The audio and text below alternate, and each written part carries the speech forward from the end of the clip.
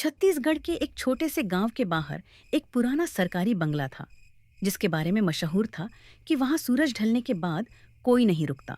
एक रात तीन दोस्त राहुल, अमित और समीर हिम्मत दिखाकर वहां रुकने का फैसला करते हैं। रात के करीब 12 बजे रहे थे। चारों तरफ सन्नाटा था। बस दूर कहीं सियार के रोने की आवाज आ रही थी। तीनों दोस्त बंगले के मुख्य हॉल में बैठे थे। तभी अचानक ऊपर की मंजिल से किसी के चलने की आवाज आई, जैसे कोई भारी जूतों के साथ ऊपर के गलियारे में टहल रहा हो। अमित ने मजाक में कहा, लगता है कोई चूहा होगा। लेकिन उसके चेहरे का पसीना कुछ और ही कह रहा था। तभी हॉल का भारी लकड़ी का दरवाजा अपने आप धीरे धीरे बंद होने लगा। अमित और समीर दरवाजे की तरफ भागे, लेकिन दरवाजा बाहर से किसी ने बंद कर दिया था।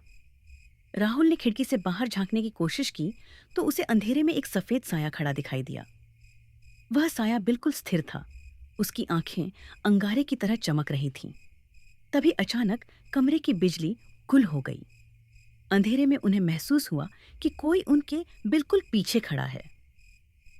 एक ठंडी सांस समीर के कान के पास सुनाई दी। तुम यहाँ क्यों आए हो?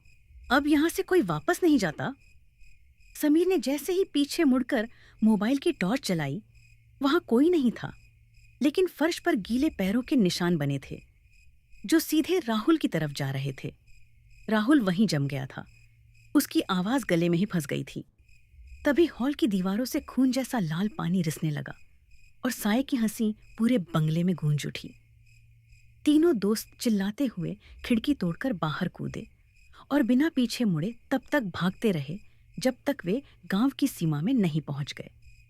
अगले दिन सुबह जब वे गांव वालों के साथ वहां पहुंचे तो बंगला वैसा ही सुनसान था।